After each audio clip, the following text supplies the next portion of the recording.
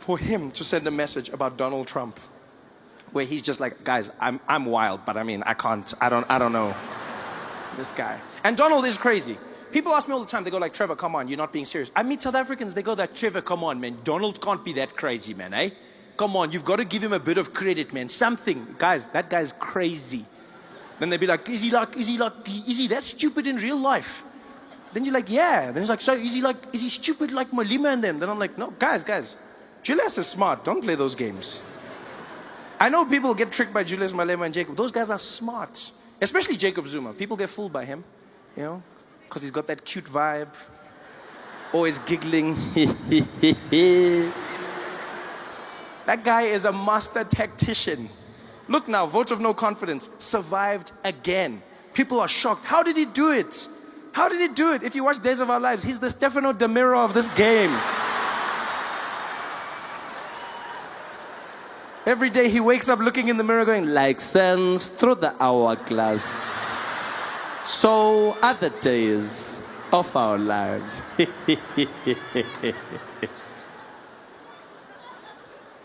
And a lot of people make that mistake. I've realized a lot of people make that mistake. You think our politicians are stupid. Maybe it's because of how they speak. Maybe it's because of how they sound. You know, Jacob Zuma's smart. Jacob Zuma was the head of intelligence for the ANC during the struggle. Jacob Zuma started the chess team on Robben Island. A lot of people don't know that. He started the chess team. Yeah, that's why he's so good with moving the cabinet around. He's busy, yeah, Pravin like that because he's a horse. Check. Donald Trump is not like that. One thing I'll say about Jacob Zuma, catch him in a corner, ask him anything about policy, that guy will rattle it off. He may not know how to read, but he knows what he's talking about. Donald Trump has no clue about any policy whatsoever. He knows nothing about geopolitics. He knows nothing about his healthcare. Every time Donald Trump answers a question, you know he doesn't know the answer because he answers it like he's a contestant in one of his own beauty pageants. That's how he answers it. Every time you see Donald Trump on TV, you can see he's making it up as he's going along. They'll be like, Mr. President, can you tell us about your healthcare rollout and how pre-existing conditions are going to be covered? I know. We're going to have so much coverage, folks. The best coverage. All the coverage. I'm going to get it. All of it. It's going to be so good. Great. Some people even say the best. But how is it going to work? It's going to work. It's just going to work, folks. It's going to work. It's going to be done. I'm going to do it. It's going to be done. And the people in South Africa and Iraq and the countries and health and insurance, and we're going to do all the things healthy with the money and also thank you.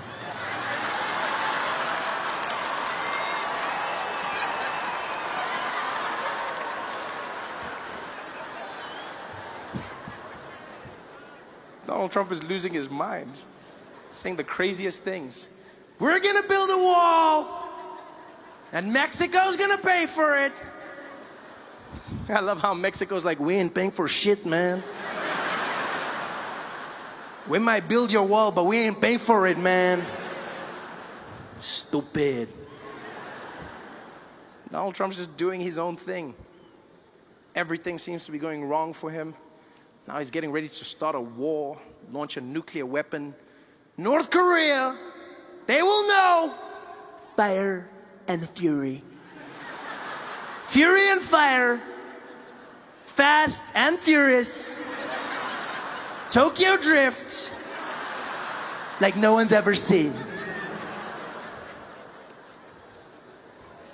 This guy's gonna blow up the world, people. He's not having a good time.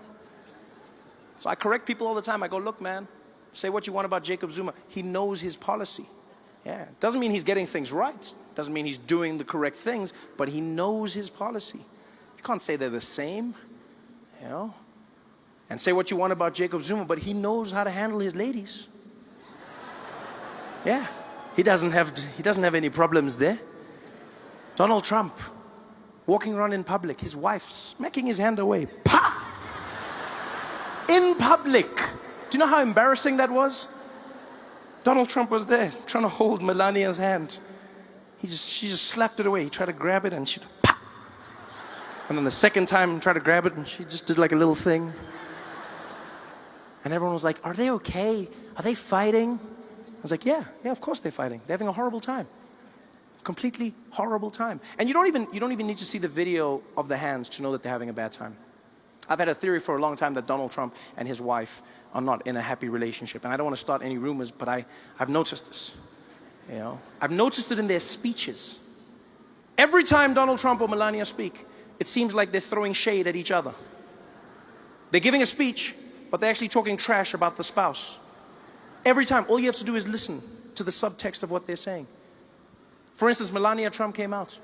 She made a speech about her platform as First Lady. In America, every First Lady gets to choose what their dream job is going to be, what they're going to be doing to help the country. Michelle Obama says she's going to help kids get healthy meals and work out. Melania Trump came out, and what did she choose? She came out, no one forced her, and she was like, as First Lady, I believe we need to fight against the cyberbullying. All of the people on the Twitter who are saying the bad things, we need to stop them. We need to make sure that they cannot carry on what they're doing. I was like, do you know your husband, lady? And now I realize she was doing it on purpose. They were having a fight. Yeah. She probably got home that night, dropped her keys on the table. Donald Trump was sitting in the living room, turned on the lights. Hi, Melania. I saw what you said about me on the news. It was very not nice. Oh, hello, Donald. I didn't see you sitting over there. I thought you were watching the cartoons. You know I was watching the news, Melania. I watch all the news. Fake news. So what are you going to do about it, Donald? You want a war? You've got a war. I'm gonna get you, Melania. You're gonna pay. Do your worst, Donald. Oh, it's on. I'm the best at worst. The next day he came out, gave a speech. What did he say? We've got to get rid of all these immigrants, folks. All these immigrants need to leave this country. Your move, Melania. She went to a women's conference. We need to stop sexual assault. The men who are grabbing the ladies without their permission. We need to. I was like, yo, you guys need to sort your shit out at home, man. I remember the worst encounter I had with the TSA was out in Burbank, California. Tiny little airport, and I was flying out and I was coming to New York, right? And so I'm in Burbank Airport and I go through security, and then for some reason I was beeping. I don't know why. I walk through the metal detector and I'll beep. Go out, beep. Go out, beep. Go out. And every time I have to take something off, I gotta beep. And the agent, he's just losing it. The whole time he's like, take that off, take it off. And I'm going like, beep, beep, beep, beep. He's like, take that off, take it off. And I come back, he's like, take that off. He's getting more and more angry. I'm basically naked right now, and he's losing it. Like I felt like an underperforming stripper. It was horrible. He's just like, And finally he's like, you know what, just get out here. So I walk to the side, he's like, go ahead and put your hands up. I put my arms up. And he whipped out a little personal metal detector. Yeah, it looks like a midget sword, right? But they call it the wand. That's what they call it, the wand. And so he whips that out, yeah, because that $100,000 machine, that's play. Shit just got real. So he looks at me and says, go ahead and stick your hands up, sir, and just keep them right there. So I put my arms up, and he scans me. He's like,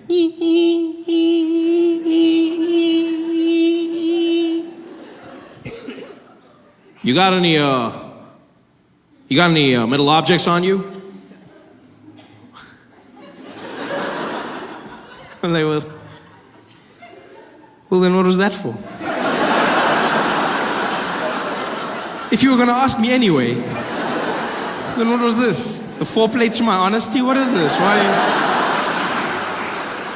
And then, as if he can't do this right, he calls for backup. He goes, I'm gonna need you wait. Can we get Velasquez to gate 10, please? Velasquez to gate 10. And he calls for a man by the name Velasquez, who I'm assuming was the best wander that they had. Because he wasn't even on the floor. They called for him, and Velasquez emerged from the back offices of the TSA. And he walked out, and the energy changed. People bowed their heads as he walked past.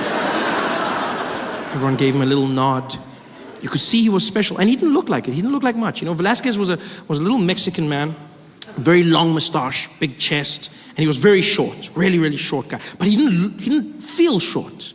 Like, he looked short, but he didn't feel short. Do you know what I mean? Like he had this thing. You know those short people that are so confident, it looks like they just chose to grow low. He had that energy. And so Velasquez walks down towards where I'm standing with my agents. My guy tries to apologize, says, I don't know what's going on. I silence him with one move of his hand. He's like, no, I go. And he stepped up, he looked me in the eye, and he's like, sir, you got to stand for side and not give for that, okay? Don't touch nothing on the movie, okay? None of that. And I didn't know what he was saying. But I knew what he meant. And so I stood there, I raised my arms. And as I did, he whipped out his wand. And he started using it all over me. And as soon as he did, I knew why he was who he was. It was the most magical thing I've ever come across in my life. The way he wielded that wand was unlike anything I've ever experienced. I felt like I was being blessed. I just stood there with my head down as he went all over me, just blessing me with his power. It was something special. It was like a force and energy. It's so, like on the outside, you still heard that beeping. It was like, ee, but in my head, I heard a lightsaber. That's what I heard. I heard like, it was like,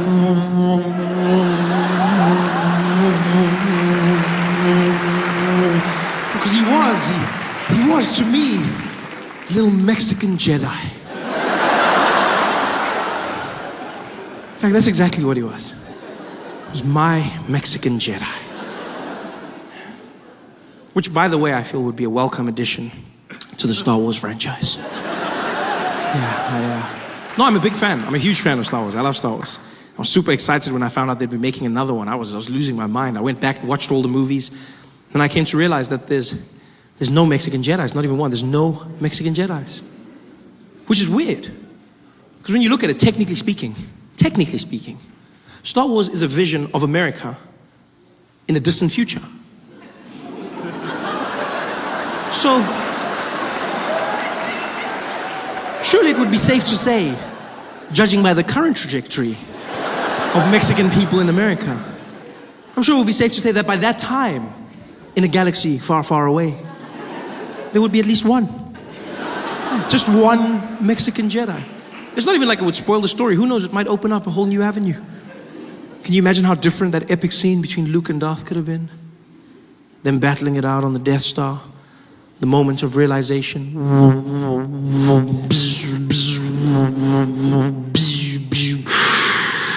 Luke. What do you want, you evil man? Luke. What do you want from me? No. Luke, man. Luke.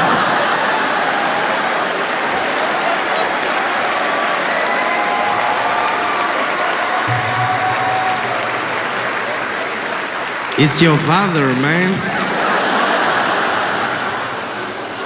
But the pilots are calm, they cool, you know, you get into the air, they start making useless announcements that you don't even care about, you know, just to give you that feeling that he knows what he's doing. You get up there as the seatbelt lights go, boom.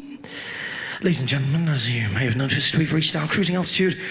Currently sitting at 23,000 feet above sea level, cruising at about 720 kilometers an hour in this Boeing 737, one of our favorite planes in the Starflight Alliance fleet. It's a beautiful sunny day up here. We might encounter a few bumps, but nothing too hectic. The cabin crew will be taking care of you. In the front, we've got Esmeralda and Jonathan. In the rear, Simon, Dupitseng, and Ferrer. I'll be taking care of you. And if you need anything, don't hesitate to call. I'll let you know once we've begun our descent. Until then, please enjoy your flight. Thank you. Dun dun. You're like, oh yeah, pilot. Yo, my guy, pilot.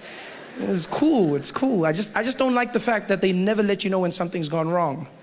It freaks me out because they trained to keep you calm no matter what's going on. And I noticed this because we hit turbulence coming into Joburg. There were hectic storms, and the plane started shaking, and it wasn't like the calm turbulence. It's that turbulence where people, the knuckles get white when they're holding their, and because people try and act natural in the plane. They'll be like, and then they get to a point where they're like.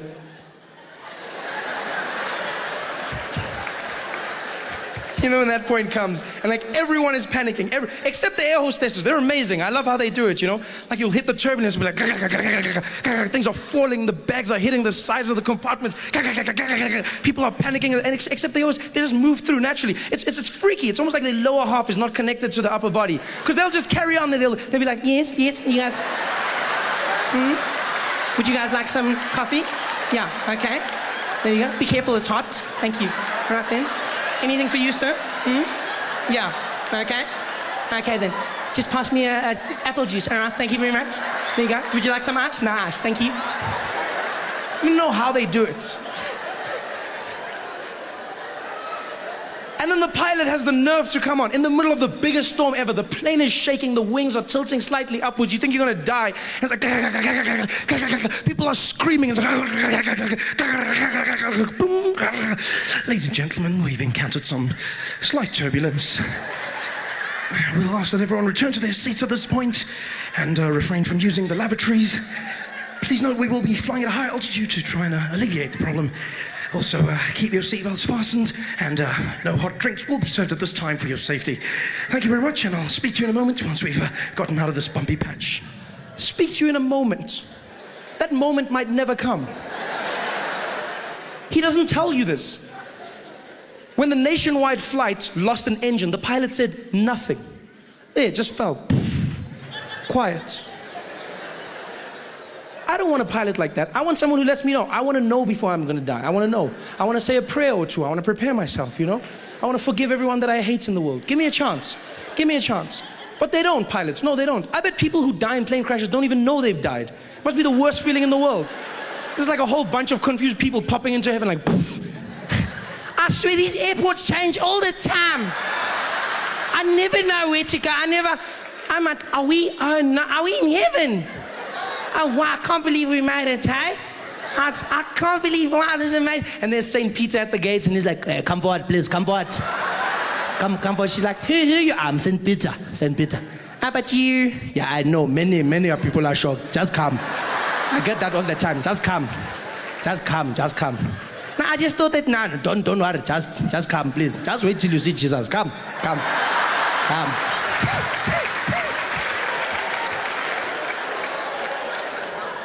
I don't want that. I want someone to let me know when I'm gonna die. Like taxi drivers. There's no person who dies in a taxi not knowing that they've died. Just before the crash, taxi driver will be like, yo! People walking into heaven like, yo, dead. Dead. Yeah, no, Shonile, we're dead. Gone. Ay. They know. Sometimes they survive the crash, but they still think they did. They're walking on the pavement, dead. You're dead.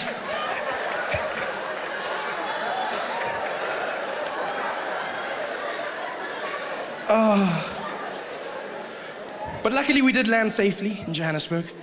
We landed safely and everyone clapped when the plane landed. Yay! Clapped and walked into the airport terminal building. And that's the point when you realize you're back in South Africa. When you're flying, it's international. And then when you land at any of our airports, and if you listen carefully, you realize that you're back. Like South Africa, once again, the world went there. Then we were like, no, going. Yeah, we'll find just that side. Because all over the world, they conform to a norm, and that is in airports, women make announcements. It's always a woman, always. And she's always calm, always monotone. Always come over that system. She sits in a room quietly. They bring her the pages one by one. You can be in Heathrow, for instance. You'll hear that woman come on the system. Doom, doom. Attention all passengers.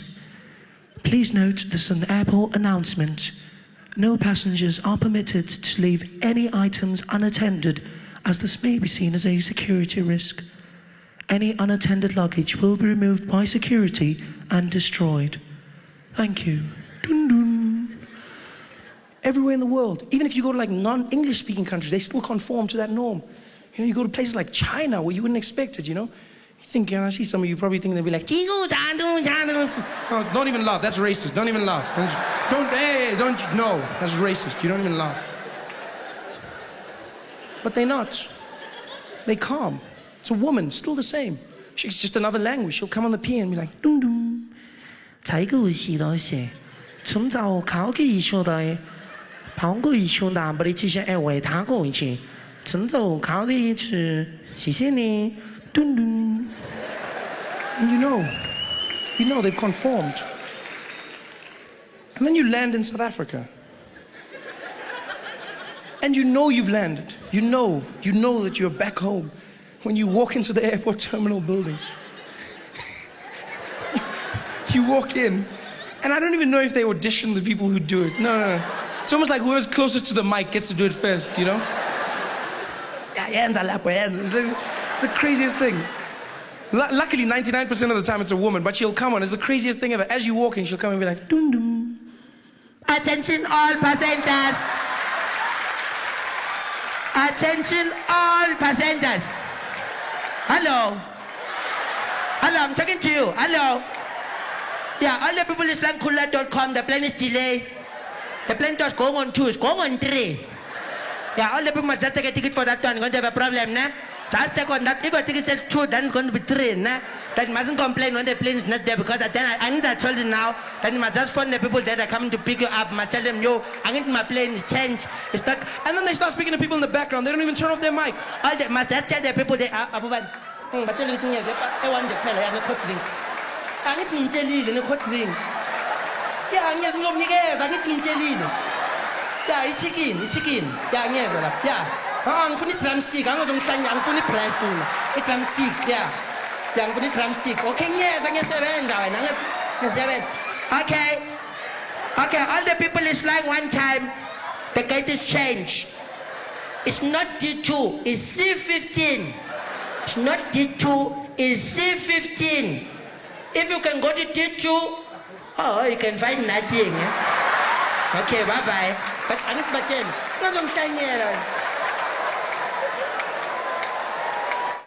So I love coming home.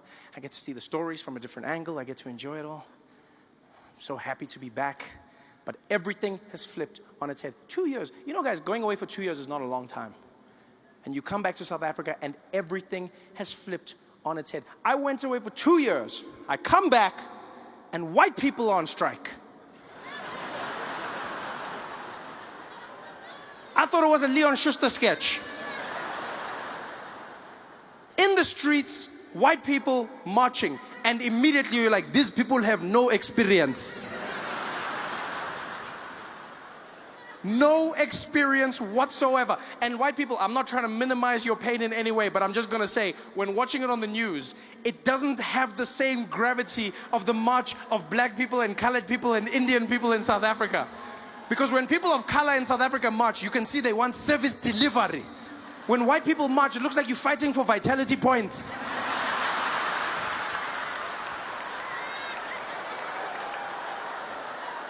It's just not the same.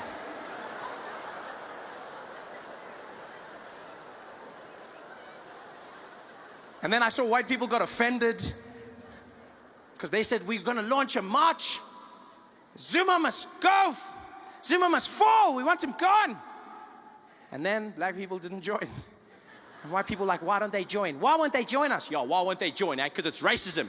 Huh? We're marching for this country and they don't want to march with us because it's racism. That's why they don't want to join us. No, guys. Black people are not joining your march. It's not because of racism. It's because of rhythm.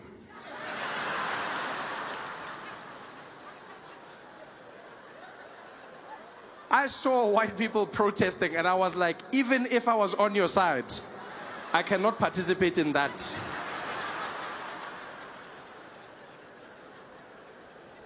The best white marches South Africa had were 3 old white ladies who had the worst struggle song I've ever heard in my life. Sounded like a lullaby converted into a struggle anthem. Zuma must go. Zuma must go. Zuma must go. Zuma must go. Zuma must go. Zuma must go. Yo, I can't march to that, guys. I don't even know where to begin. You realize a march is all about rhythm, right? 10% of every march is the issue, 90% is the beat. When black people march, you need to encourage others to join. Along the way, you need to pick up stragglers. Just some people who get into the rhythm as you move past. Some guys are just there as you walk past. House, house, give up, house, give up, house, house, da da da da, house, give up, house, house, give up, house, da da da, house, house, give up, house, give up, house, house. Ah, people are joining. People are joining. It's got power.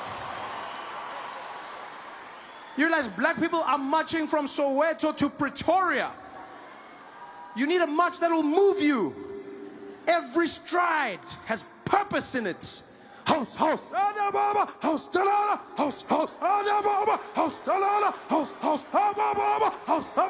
house, house. Moving. Zuma must go. Zuma must go. Zuma must go. Zuma must go. Zuma must go. Zuma must go. Guys, we're not even getting to Craig Hall like that. Asfigi. Marching with that song to Pretoria. By the time we get there, Zuma left by himself. Chilling there in his house in Dubai. Laughing. Did they only arrive just now?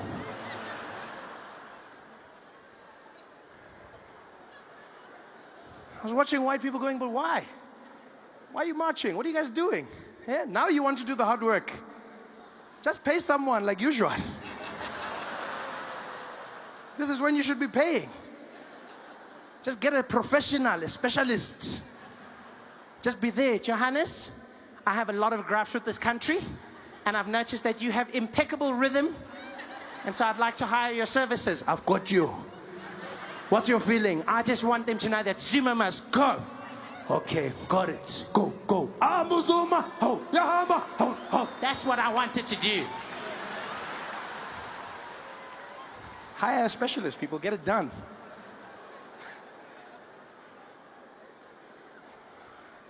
This song will get you nowhere. It's a frustrating time, though, man. The Guptas came and shook South Africa up, turned things upside down, made us question who we are as a people.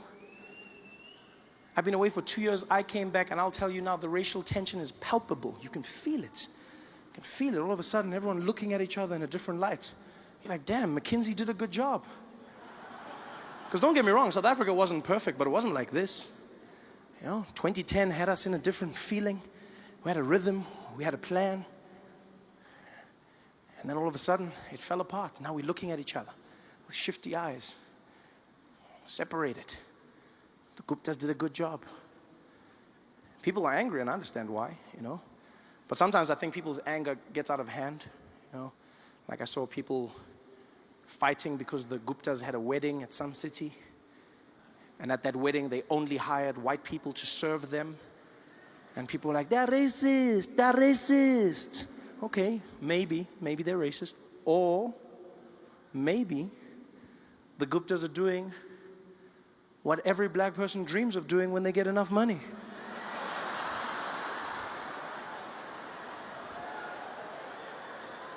And that is hiring white people to work for you. Which black man in this audience can't say he doesn't remember the first time he went to a restaurant and he was sitting there? Some white guy came up to the table. Good afternoon, gentlemen. Can I help you with anything? Oh, yeah, we're just waiting for the waiter. You can send him over. No, gents, my name's Johnny. I'm going to be serving you guys today. Oh, you're the waiter. You're the guy serving us. That's correct, Alex. Oh, wow, look at that. Well, in that case, Johnny, let's start with the specials menu, please. Just rattle it off, rattle it off. All right, guys, we've got a carpaccio on the menu, really fantastic. We've also got a seafood salad that's really impeccable.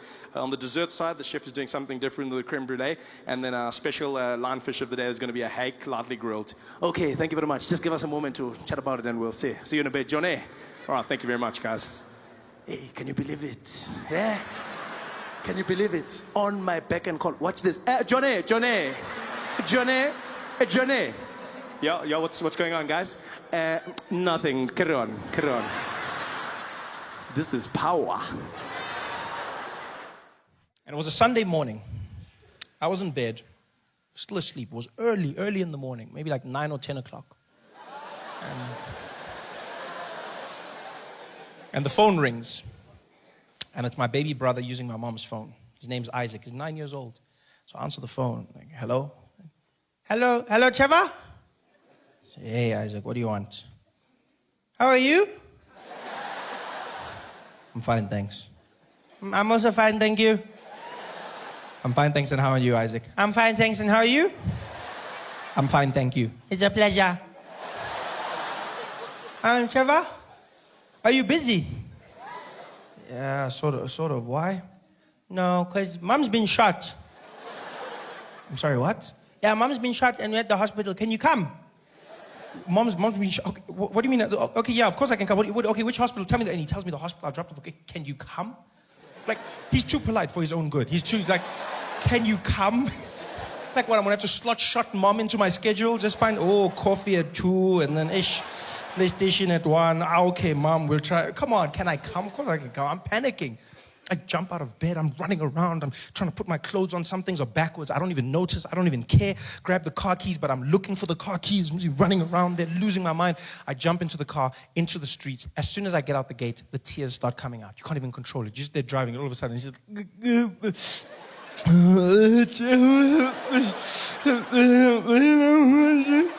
I'm driving, I'm trying to hold it back, but then I get to the traffic lights, the robot is red, and I just let it out. It just comes out. No,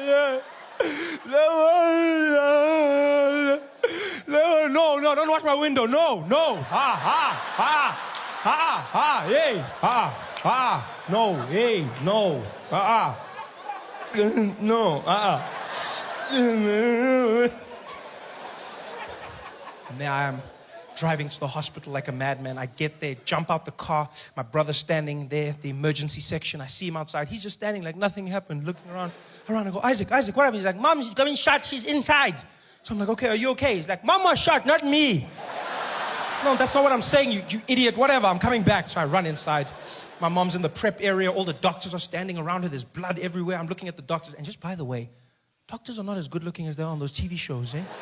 No, like they set the bar really high. Because I was shocked. I ran and I was like, what the hell's...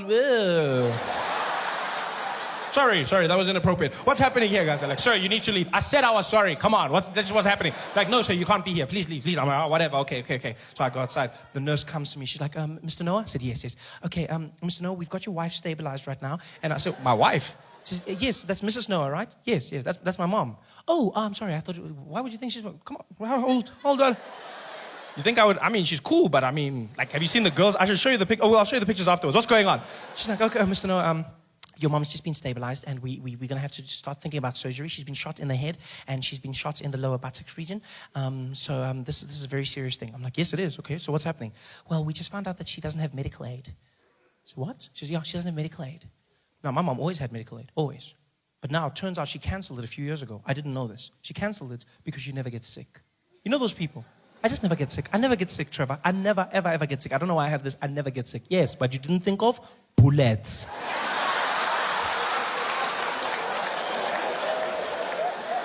Now she's in the hospital, no medical aid. So I said to the nurse, well, what does this mean? She says, well, Mr. Noah, it means we're going to have to put her back in the ambulance and send her to a public hospital. I said, but she's bleeding now. You can't say. She says, I'm sorry, sir. That's all we can do. She has to go to a public hospital. Now I'm panicking. I mean, public hospital? Normally a good place to go. Normally, you know. But now what's happening is there's just misadministration of funds. Like money's going missing. You don't know what's happening. They don't have the right equipment. Now I'm picturing guys trying to fix my mom. There's the doctor. Give me a scalpel. We got a spare now. Okay, bring it. At least it's a shifting. Okay, let's try something. I'm stressed. So I said, well, what do we do without medical aid? She says, well, there's nothing, sir. I said, well, what if I give you the money? She says, well, you don't know how much it'll cost, so you can't, unless you give us your card, and then we just work from there. So we'll take my card. Here's my credit card. She goes, sir, it can get very expensive. I said, this is my mom. Use the money. Go. She goes, you can tell me it's expensive. This is my mother we're talking about, you know. I realized through all of this, I've just neglected my brother. He's been standing there the whole time with his big eyes. So I'm like, hey, Isaac. Hey, Isaac. Oh, what's on your mind, man? Are you okay, big boy? He's like, Trevor? Yes. Hey. Can I come to your house and play PlayStation later today? How are you going to ask me about PlayStation? Your mom has just been shot. You can't be asking me about what the hell is wrong with you, you stupid child. You know what? You're never going to play PlayStation ever again. Ever. No PlayStation for you ever in your life. Ever. Go away. Go sit down and think about what you just... PlayStation, you're going to ask me. How the hell is you going to ask me about PlayStation? The nurse comes back. She goes, okay, Mr. Noah, we just used 900 Rand for some blood tests. I'm like, okay, why are you telling me this? Yeah, because it's 900. This is my mom. Use the money. Go. She goes away. I'm like, 900 Rand. How are you going to tell me about that? She comes back again. She's like, Mr. Noah, we need 2,000 Rand for some x-rays. This is my mom, not a pair of jeans. Use the money. Go. She goes away. I'm like, this is my mom's going to die. Asking me questions here. Busy asking me, my mom's going to die. My mom's going to die. That's all I'm saying. And I say it. My brother hears me. He starts crying. I'm like, Isaac, I'm sorry. Are you okay? He says, I'm not okay. You said I'm never going to play PlayStation ever in my life. And I want to play Need for Speed, and now I can't play PlayStation. I'm like, you still crying about play? You have no right to cry. You hear me? You shut up. Stop crying. You can't cry about this. You shut up. Now some woman comes out. She knows my mom's been shot. Now she thinks I'm telling my brother not to cry about my mom. She just gets involved. She's like, hey, you let him cry, okay? You let him cry. Some people express their pain in different ways. You let him cry. I'm like, I will not let him cry, lady. I will not let him cry. Many kids grow up without one, okay? It's just none of it is fine. Like, you should go play in the park or something. It's not a time to cry right now. What the hell? You spoil your kids. That's your problem. You should take it away from them so that they can learn about life. You both shut up. All of you, shut up.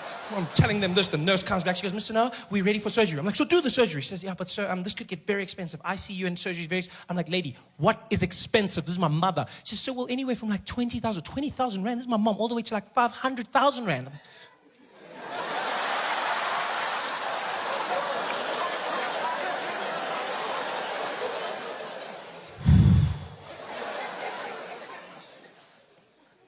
Yo, but she's lived, eh? I mean, she's like, what, 56, 57? I mean, it's almost finished. I mean, you know? Even she says she's old. I mean, you know? You said the bullets in the head, and head, it's finished. Yeah, because now we need to pay for the funeral, and we need to buy scones for everybody, and this guy needs a PlayStation, you know? So, I mean, I don't know if... She's like, sir, we need the go-ahead, otherwise we can't do anything. I said, okay, well, use the card, just use the card. We'll handle the debts. She goes away. I'm stressed. Because I've seen this happen to people. Go into a hospital, you don't have enough money, use your credit card, next thing you're in debt for years, and the person could die. Yeah, the person dies. And when they die, the doctor doesn't give you your money back. No. No, he doesn't. Yeah, because he tried, and that's all he has to do. You'll get there and be like, doctor, did you win? Be like, wah, wah. And your money's gone. That's all I was stressed about. But the most amazing thing happened. Turns out, my mother wasn't that badly hurt. It was a miracle, really. The ass bullets didn't do much damage, because my family's gifted. The head bullets didn't hit anything vital, yeah? Other than the head, obviously. But it missed her spinal cord, missed the nerves, didn't touch the brain, went right through, missed the eye, hit the eye socket, and so deflected, and all it did was it cut a piece of her nostril off, just one side, and the bullet went out clean. Which means she didn't have to go in for intensive surgery, and her recovery was only a week. Yeah, a week, which was fantastic. Because that means the bill was only 24,000 Rand. I mean, and she's alive, yes, but the bill was only 24,000 Rand. This is great, really great, because 25 was my cutoff. So, you laugh, but that's how much I've calculated I'm willing to pay my mom back for all the ultramel custard I've consumed in my life. Everything else, none of my business, eh? Food, clothes, schooling, all of that stuff, I'm not paying. I hate it when parents say that to their kids. You know how hard I have to work for your bloody school and your clothes? I didn't ask to be born. That's your job. Please. You handle that. I asked for the ultramel. We can keep a tab. Don't involve me in your things. That's what I calculate, 25,000. Yeah. I would have been there. 24,750. I would have been there at the doctor. Eta. It's fine, my man. No, stop. No, you tried. You tried, mom. It's cool. No, you tried it. No, just switch off there. Switch off. How much? 250 left. We'll pour petrol or something. It's fine. Just switch off there. You try it. Yeah. It was fantastic. I told my mom about the 25. She laughed. She didn't know I was serious.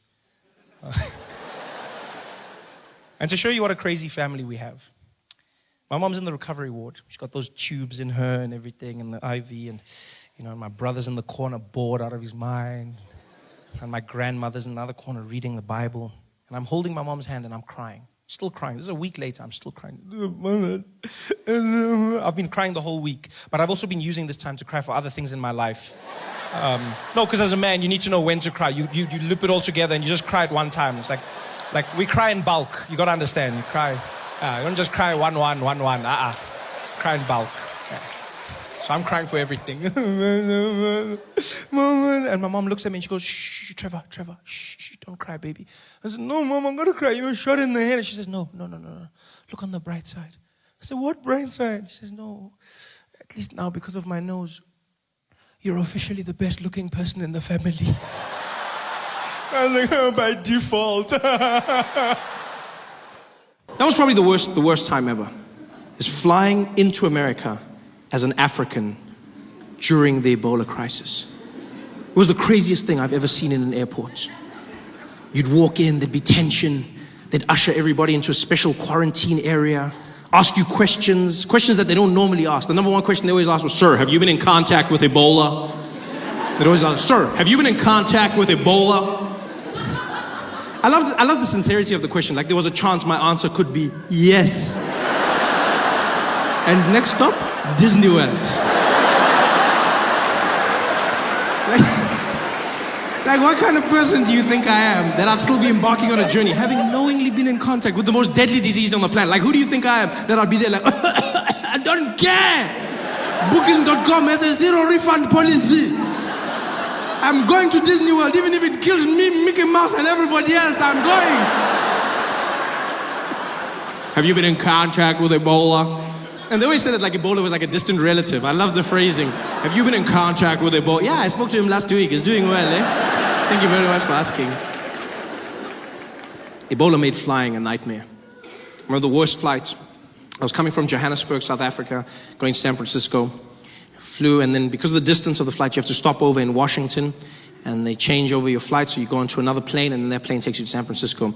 And when we were changing planes, when we were switching over, the air hostess in the second plane tells the passengers that Africans are coming on board. Right? And so because of this, they're going to be spraying the cabin with the light pesticide.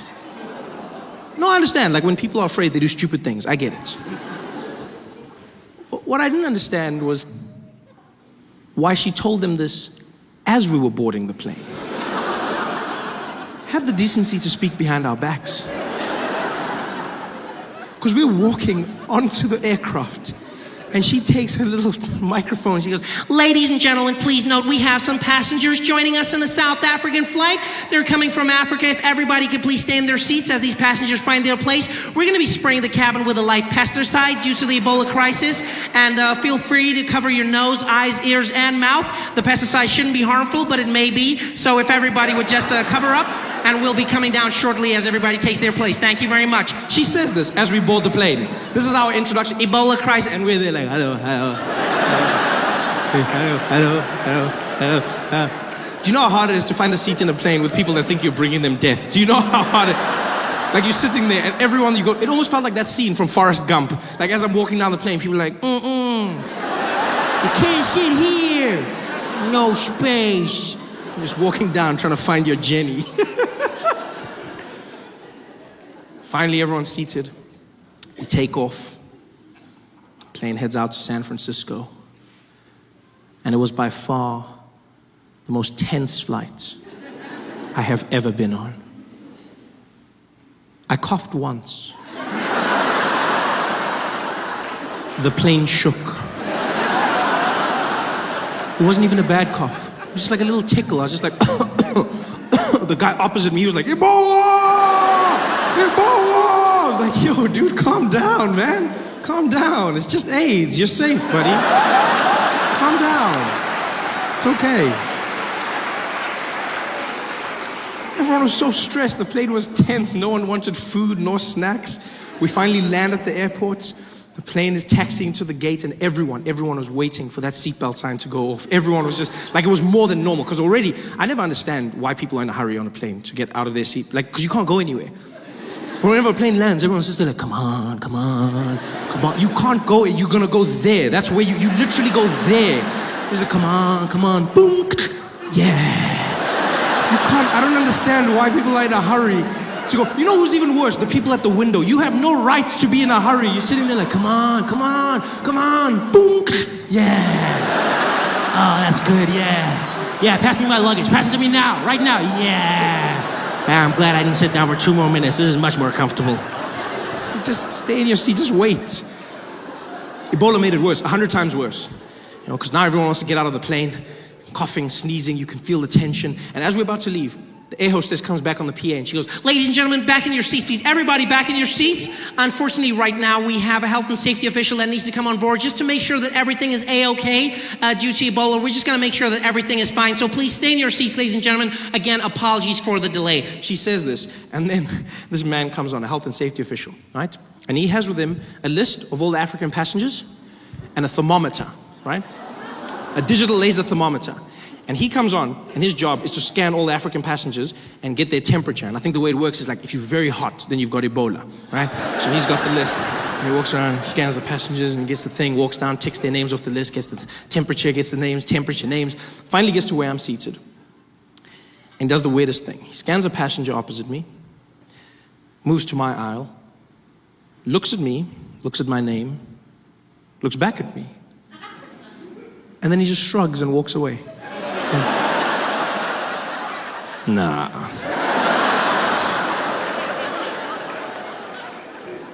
Almost as if I wasn't African enough. I've never felt so conflicted in my life. Yeah, because don't get me wrong, like, I never want anyone to think I have Ebola. But I also don't want anyone to assume that I can't have Ebola. You don't know me. You don't know what I'm capable of. I could have all the Ebola in the world. And this guy just ignored me. He walks away. I'm there trying to cheer myself up, like, chin up, Trevor, you could have Ebola. Chin up, kid, come on, you could have Ebola. And he walks to the back of the plane. He scans the rest of the passengers, gets to the tail, and he realizes he's now missing a name. So he looks back through the plane, can't figure out what's going on. I know it's me, but I'm not gonna help him. Yeah. He had his chance. He had a good Ebola man and he let him go. And so I watch him panic. And as he panics, the air hostess comes back down the plane and she goes, hey, what's going on? I need to get the people out of here. He goes, yeah, I know, I got a problem on the Ebola list. I can't figure out where the passenger is. And she's like, yeah, I gotta get the people out. He's like, look, I know this is killing me as well, but I just gotta figure out. She's like, yeah, if I don't get them out, I'm dead. I gotta get the people going. It's like, yeah, I know, just calm down, just give me a second. And now you can feel the tension building in the plane. People start whispering, there's murmurs going around. Because some people are hearing pieces of the conversations, like broken telephone as it goes down the plane. All they're hearing is, yeah, Ebola, killing me, people. She's like, yeah, dad, everybody out of here, dad. And it's like you feel the tension.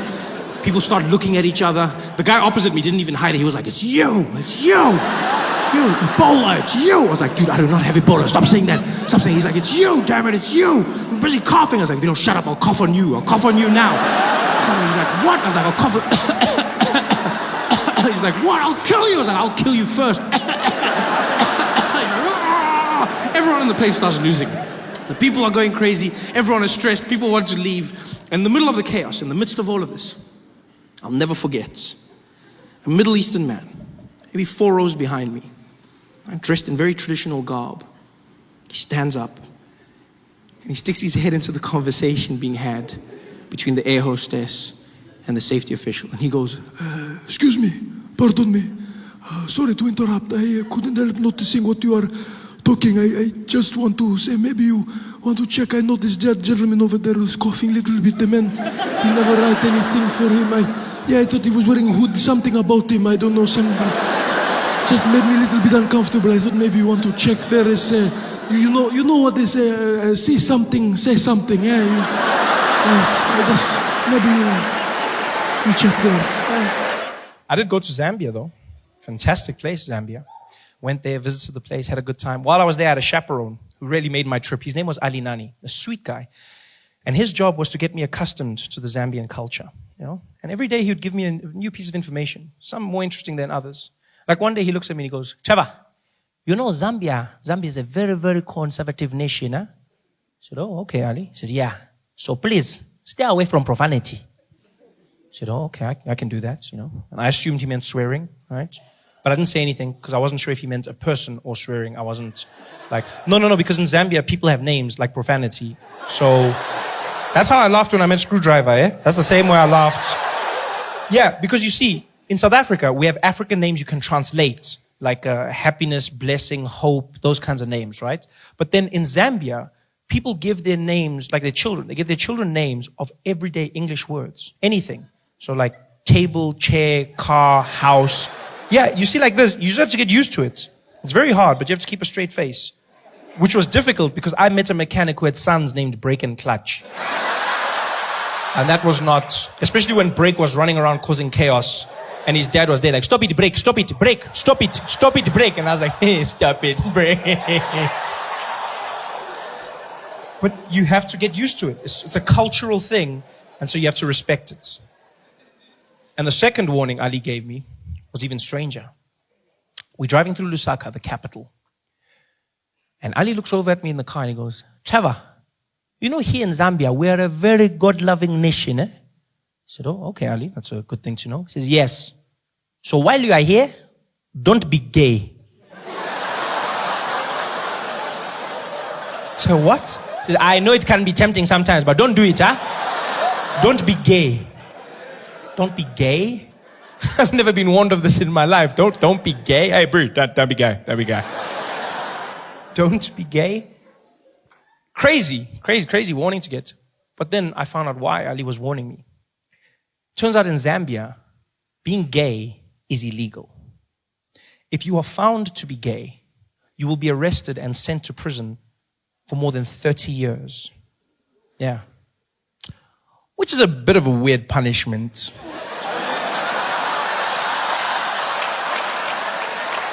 When you think about it. I mean, I'm not saying gay guys would enjoy prison. I'm just saying if I was gay, that's not the worst thing you could do to me. You'd be like, you're going to jail. I'd be like, oh no.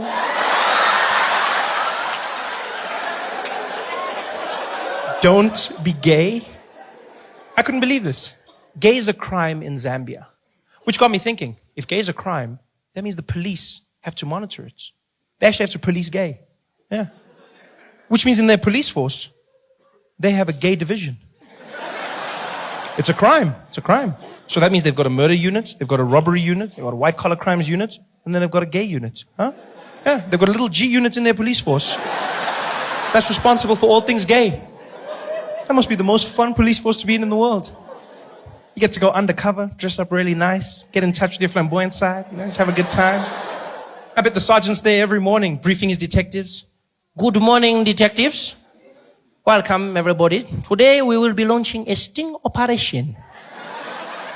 We have just been informed of a fashion show that will be taking place. And as you know, the gays cannot resist the latest trends. Therefore, we will be in full attendance to apprehend each and every one of them. Let us make sure we are here. Detective Chipua, present. Detective Table, present. Detective Mungai, present. I think he's in too deep.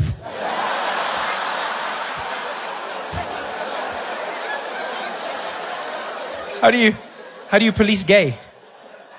Do they stop you if you look suspiciously gay in the streets? I mean, gay doesn't have a look, but maybe you've just got a bounce about you. Maybe you just have like a bit of pizzazz. Maybe, do the police pull up there and it's like, woo! You over there! What is the purpose of that flamboyant scarf? Put your hands up! Turn around! Don't tempt me! Don't tempt me! You are going to jail. How do you police gay? Do they have roadblocks, like for drunk driving? Do they have gay roadblocks? They're just stopping people in their car. Good evening, officer. Good evening, sir. License, please. Thank you very much. Mr. Stylish, huh? Tell me, sir, have you been gay this evening? What? Oh, no. I have not been gay. No. In fact, I don't gay at all. I see. Not even one or two? No. No gays for me. No gays for me. Okay. Then tell me, sir, what is that I can smell on your breath? Is that balls? No. I don't even eat chutney. No. So you are not gay? No, not gay at all. Then sir, can you please blow into this?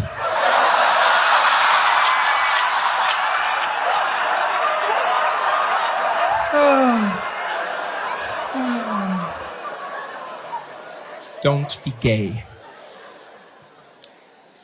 I was not gay while I was in Zambia, so I had a good time. Went around, saw the people.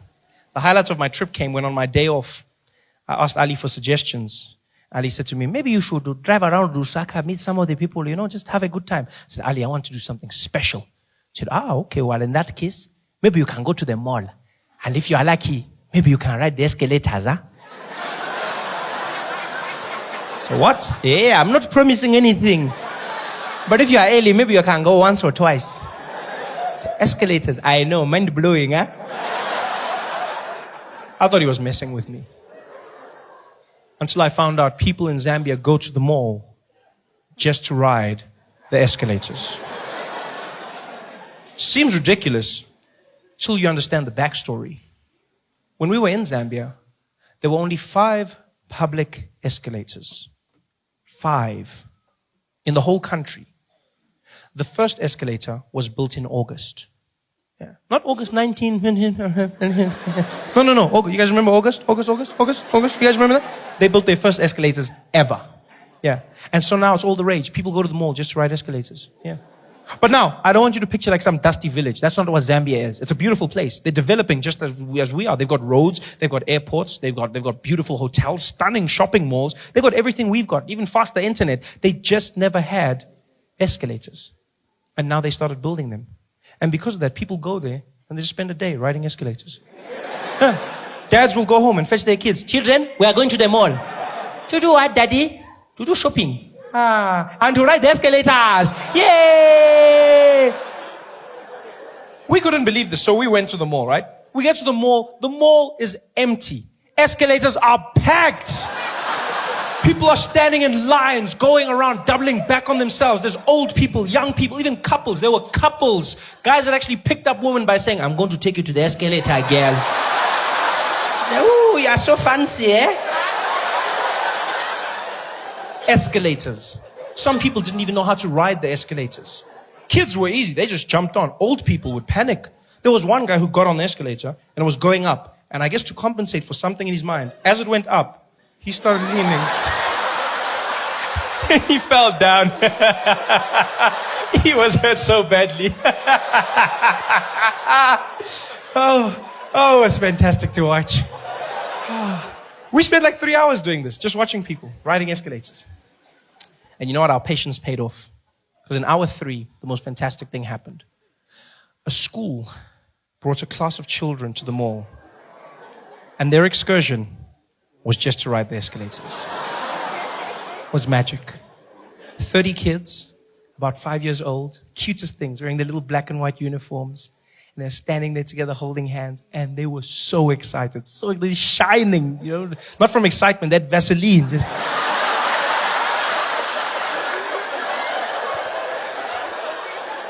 And there's 2 teachers with the children. And they grab their hands on either end. And in a long train, they start to march through the mall. And as they do, they start singing at the top of their lungs like little angels.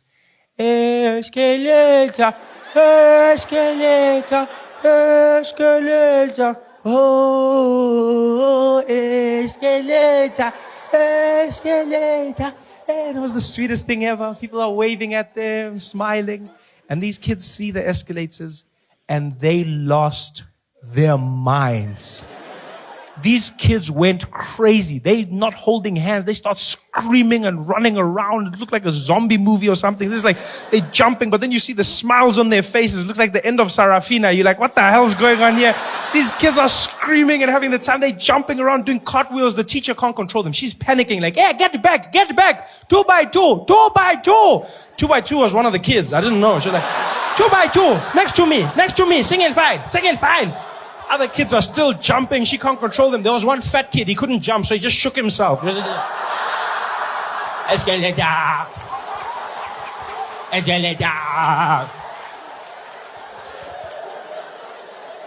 It was the most amazing thing I've ever seen in my life.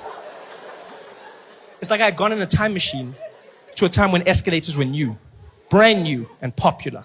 So popular that people were taking pictures of the escalators using their iPhones.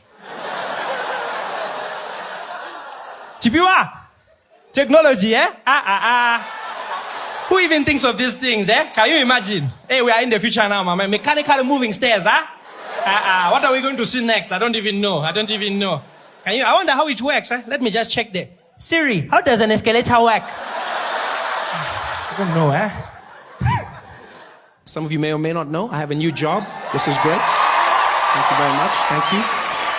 Yeah, so that's fun. Phoned my grandmother to tell her the good news, which was really cool. I don't think she understood what was going on, but still she was happy. Phoned my gran, and she was on the phone. I was like, Granny, I'm going to be on the Daily Show. And she's like, ooh, Trevor, I'm so happy for you. You got that job. I said, no, Gogo. No, I already had a job, Gogo. I already had a job. She's like, no, you didn't. Did you have an office? I said, no. She's like, then it wasn't a job. Well done, Trevor. My mom was a bit better. I phoned her. She was on the ball. You know, she was really excited for me. And to give you a bit of a backstory, I have 2 younger brothers.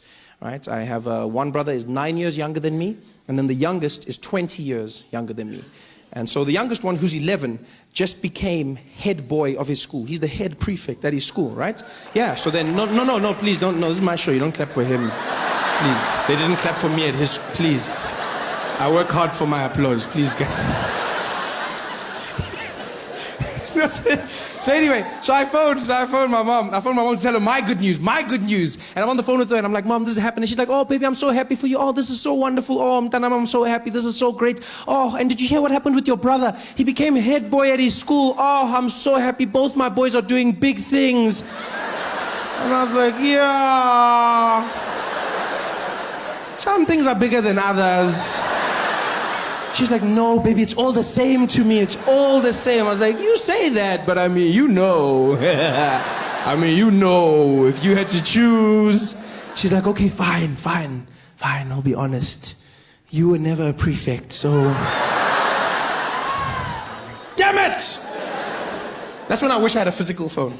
Yeah? That's when I wish I had a landline. You know, I have those landline moments in my life where I wish I had an old school phone so I could slam it down. Young people will never know the joy of slamming a phone at the end of a call. Like, cell phones have robbed us of that. That feeling, you know, where you get to tell the person, screw you! Bah! Ah, it feels so good. They feel it on the other end, like, ah! It's like you punch them in the ear. Now with phones, you've robbed of all of that. You know, there's no sense of power. Screw you! That's all you have. And you can't even press the screen hard because you're scared you're going to crack your own phone. You don't... I hate cell phones so much. I think they're robbing us of our intelligence. I honestly believe cell phones are going to be the reason that human beings devolve. We're going back to the Stone Ages because of those things. Everything about them is turning us into apes again. Neanderthals. I was looking at my thumbs the other day. I spend so much time texting and sending messages that I feel like they've started curling over like monkey's hands. I've gotten really good at typing and grabbing branches. Everything about those phones is robbing us of our humanity. We were proud because we evolved, we stand, we walk tall. And then we got our phones. And now every day we spend like this. And over time we're going to go back down. Have you tried to have a conversation with someone on their phone? Literally sounds like a caveman.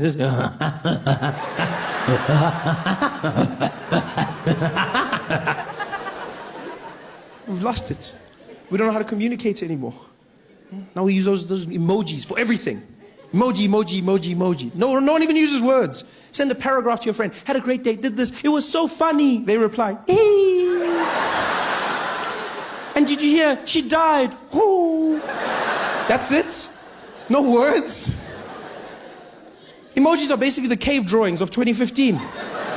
Yeah, we judge cavemen. We think they were primitive because we couldn't find any words in their pictures. Someone's going to think the same thing of us. The way we look at cavemen and go, oh, look at them, they couldn't write. Oh, the caveman, he was so simple. Oh, and he was hunting and he had a family. Oh, simple. Someone's going to see our messages in 1,000 years. Be like, oh, look at that. Oh, the people of 2015, simple. Oh, yeah, look at that. Oh, they laughed and they cried. Oh. Sometimes they laughed until they cried. Yeah. Some of them were blind in one eye, yeah. But that didn't stop them from having fun. Oh. And there were monkeys that didn't talk. Oh. Monkeys that didn't listen. Oh. And they were always dancing in red dresses. Oh. 2015, a simple time.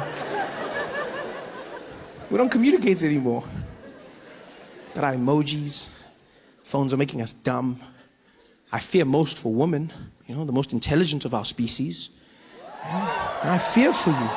I fear, ladies. I fear for what the selfie has done to you.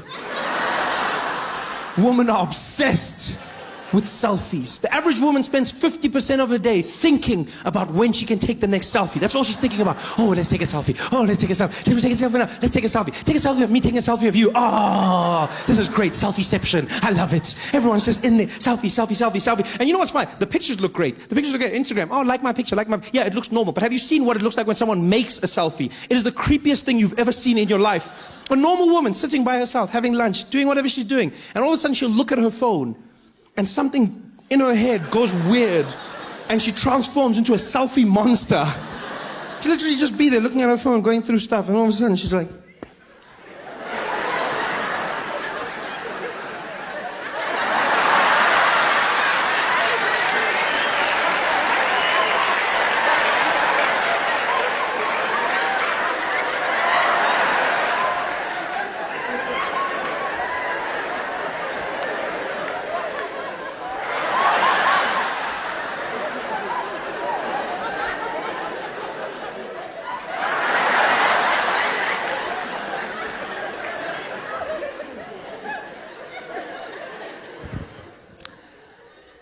Just randomly took a picture. Caught off guard. Hashtag I woke up like this. Hashtag no you didn't. Hashtag you crazy. Hashtag stop that shit. You know, recently because of my job on The Daily Show, I got invited to very prestigious events. You know, I've started getting invited to very, very fancy functions. Functions I would have never been invited to before. You know, recently I got invited to my uncle's wedding. Never knew me before this. And before that, I got invited to an event in New York called the Met Gala, right? A very prestigious event, yeah, where 500 people are gathered together, different personalities from all walks of life come together, you know, actors, singers, painters, musicians, everyone. And you spend a night dressed very nicely, looking at history and art. Just walk around, smiling, looking sophisticated. Yeah, and it's so exclusive that they tell you exactly what you're going to be wearing at the event, right? So they're not dress code, exactly what you wear. So I got phoned. They said, Trevor, we'd like to invite you to the Met Gala. I was like, wow, okay. And they said, and you will be wearing a Ralph Lauren suit. And I was like, well, okay, how much is that? Ralph Lauren. But they were like, no, we provide it for you. Ralph Lauren is going to be giving you the suit. And I was like, wow, I get to go to the Ralph Lauren store and pick up a suit for myself. They're like, no, the man, Ralph Lauren, is going to give you a suit. Do you know how mind-blowing that is? To meet the man whose name is on your clothing. That was just crazy. Like, that's never happened to me. I've never had the opportunity to meet the person whose name is on my clothing. I've never had the chance to say, pleasure to meet you, Mr. Price. Like...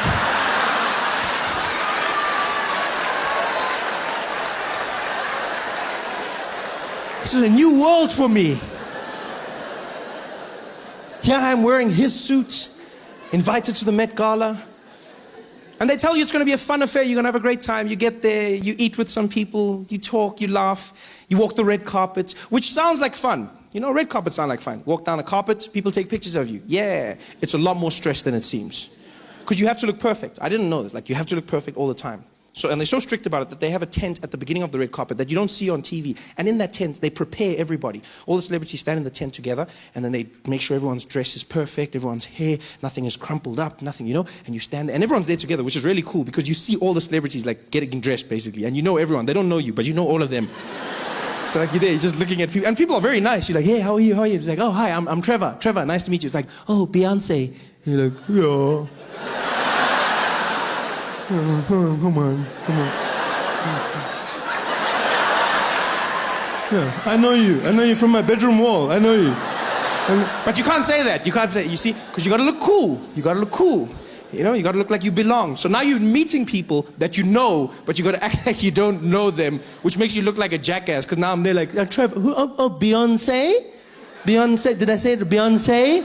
Ah, nice to meet you, Beyonce. Ah. Pleasure. Oh, and this, oh yeah, oh, JZ, nice to meet you, sir. Yes. You just look like an idiot. So I'm standing there getting ready with everyone, and then there's a guy who basically tells each person to walk out one at a time. Each celebrity, you walk out onto the red carpet, and there's 3 stations on the red carpet. When you walk out, the first section is American photographers. They take pictures for all of their magazines and newspapers. When they're done with you, you move down to the second section. That's the European photographers. They do the same thing for their magazines. And then you move to the last section, Asian photographers, Japan, China, that region. They take pictures, and then you walk into the event. So you walk to each one. They tell you to smile. Don't smile too much. Closes your eyes. Don't not smile. Makes you look angry.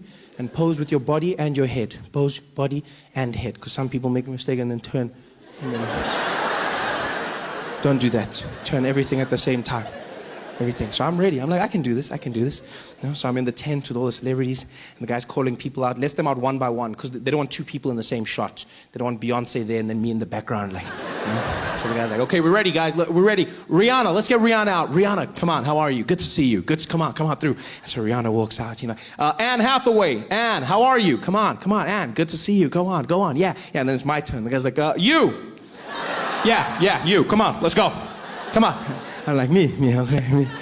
He's like, you ready? I was like, I'm ready. He's like, okay, go on. And I stepped out, and immediately when I got out, I realized I wasn't ready. I was not ready at all. I was not ready. And I've never seen that many flashes in my entire life. You step out, and it seems like every camera in the world is flashing at the same time. All of them screaming. It's like, it's just bright. It looks like someone threw a teaspoon in a microwave. It's going crazy. It's like, and everyone's screaming your name. Trevor, over here. Trevor. Now you're trying to find them. You look like a madman with voices in your head. You're Trevor. You're like, yeah, speak to me, Jesus. You're trying to fight. You don't know where the thing is coming from. You're like, come on, Trevor.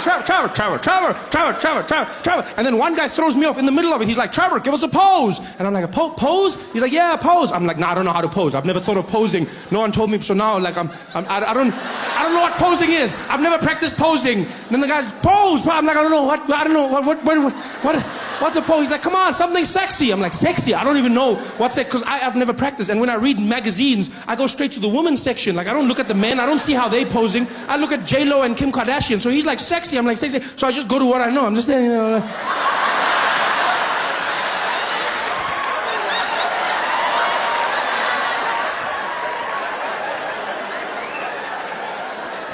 I was like, what the hell? Okay, stop that. Okay, that's good. Okay, go on. Good job. I was like, okay, that was stressful. So I moved down to the European section.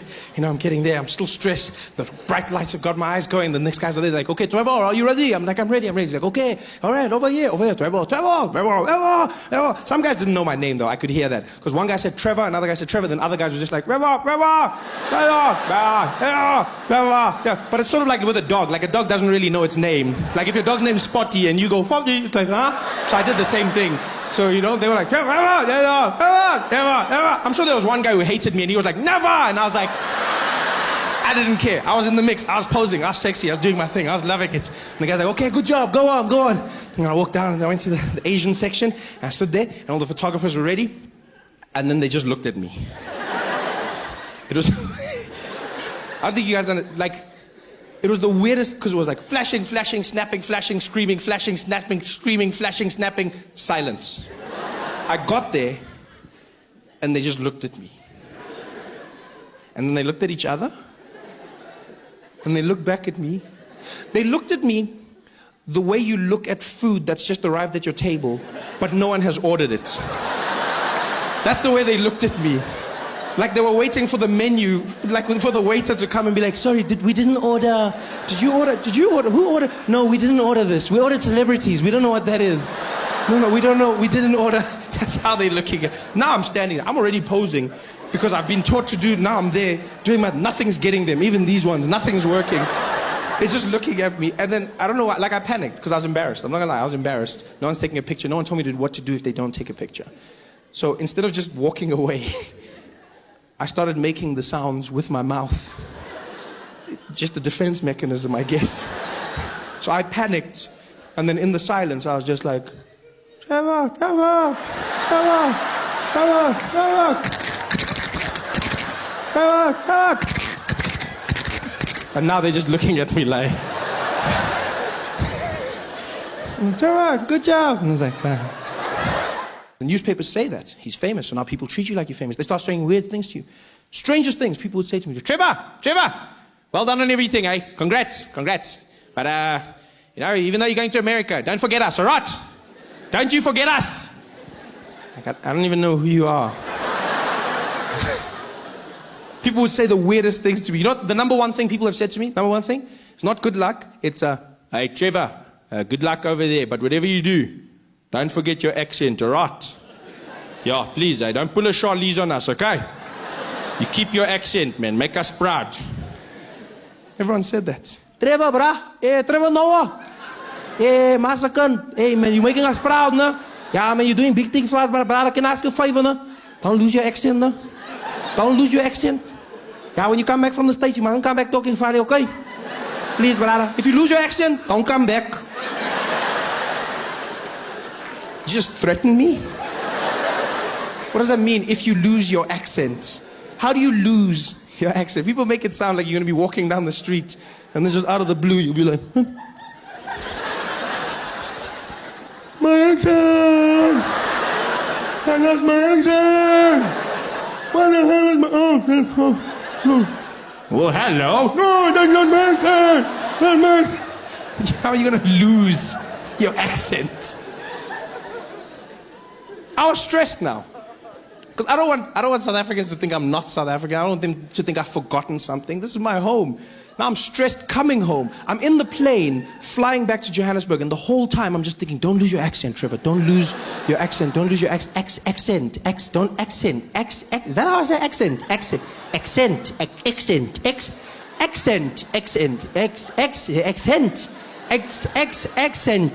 By the time I landed at OR Tambo, I was losing my mind. I walked in arrivals, the woman was there at customs. Welcome back to South Africa, sir. I was like, yes, I'm back. Same old Trevor. Nothing changed. Going crazy.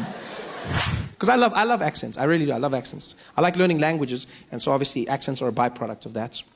I've learned over time that even if you can't learn a language, an accent is a great way to communicate with somebody in your own language whilst trying to bridge the gap. You learn somebody's accent, you communicate more effectively. The thing is, though, you have to learn the accent in the right way. If you're going to speak to someone in their accent and you do it in the wrong way, you might come across as racist. You've got to be very careful about this. White people in South Africa often fall into this trap. Yeah. It happens at petrol stations quite a bit. See people driving in with their friends, talking normally, sitting in the car. So, I mean, if we get all the numbers together, marketing should be behind this. It should be a breezer, HR's stepped up, and it's going to be a great year end. Look, we try and make sure that sorry, hold on. Hello, Baba! Hey, sharp man. Please put Lapo full tanky, eh? 95, unleaded, yeah. Also check Ama tires, eh? Pressure, pumpy, not too much, eh? 2.2, okay? Yeah, good jobby, yeah, sharp, donkey boss.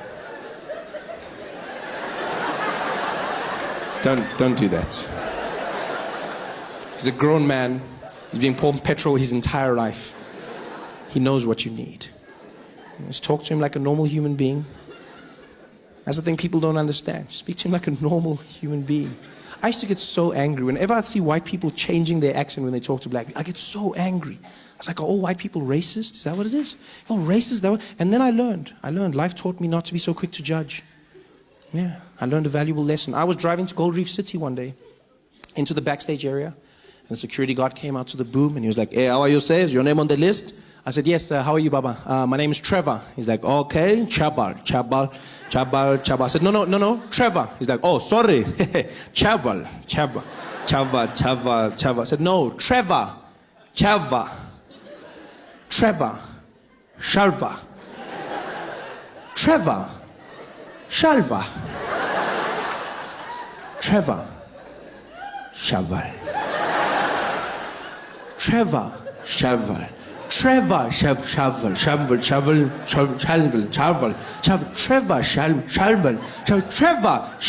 And now my friend who was irritated, he just leans over me and he's like, hey, Papa, get Trevor. He was like, oh, Trevor. Why you don't talk properly? And then I understood. I finally understood what white people have been trying to do. I see, you're trying to communicate more effectively. You're trying to engage somebody. But understand this. When speaking to somebody in an accent, the number one rule to understand is an accent is not a measurement of intelligence. Right? An accent is just somebody speaking your language with the rules of theirs. That's all an accent is. So don't speak down to them. Don't patronize them. Speak to them the way you would to yourself. Just try and learn their accent. That's all it is. It's just another accent. Yeah. And I learn them. I spend all my time learning accents. I try. I love it. I learn in restaurants. That's a safe place to start. You know, you learn, you read off the menu, you try and pronounce the words correctly. I was inspired by French restaurants, funny enough. Yeah, whenever I'd go to a French restaurant, I was always fascinated by the fact that people would order food in a French accent. I never understood why. Because they don't do it in any other restaurants. Only in French restaurants do people walk in and then change their accent when they order. They come in talking normally. Yeah, you know, it's a wonderful thing. You're really going to enjoy it. It's so beautiful. Yeah, stunning. You have to have... Oh, the dessert. Oh, good evening. How are you, sir? Yes, we'll have a bottle of water for the table, please. And let's start off with... could we get the Sauvignon Blanc, please? Yes, and you know, we definitely for mains going to have the filet mignon. And for dessert, we're going to go with the crème brûlée. Thank you very much. Thank you. Oh, you're going to love it. Like, why are you doing that? I never understood. I was like, why? Because it's not like the French are going to return the favor. There's no French people sitting in our restaurants in South Africa looking at the menu like, so for the table, we can order some starter portion with share something? No? Okay.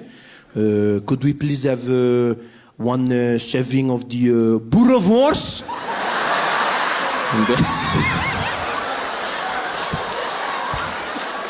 That's not gonna happen. Hey guys, thanks for watching. Make sure to subscribe to my channel so you can win cool prizes. And by prizes, I mean surprise. There's no prizes. It's a free YouTube video, you greedy. Just click the video, man. Why you want free things on free things?